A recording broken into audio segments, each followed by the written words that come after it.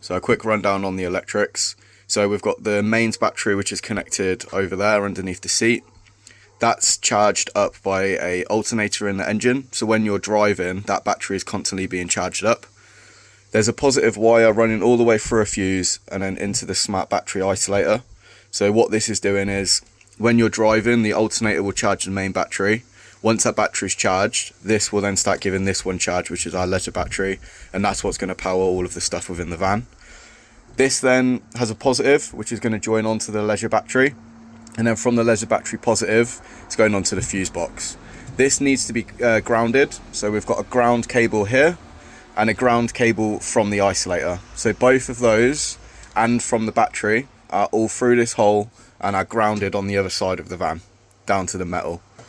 From here onto the fuse board. So from here you've got a red and a black. This is going to be leading off, and this is our lights, and then you've got a fuse in there.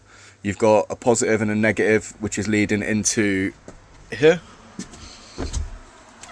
as you can see. So then this is so that the tap will work, and for the water pump also. Okay, that's those. There's one more, so there's another positive and another negative. These ones follow around here to this, and then if we open this up and turn this on, it will tell us the reading for our leisure battery, which at the minute is 12.7. You really want it about sort of 13, but we haven't driven it a lot. This is also going to charge like your phones and stuff like that as well. That's all this.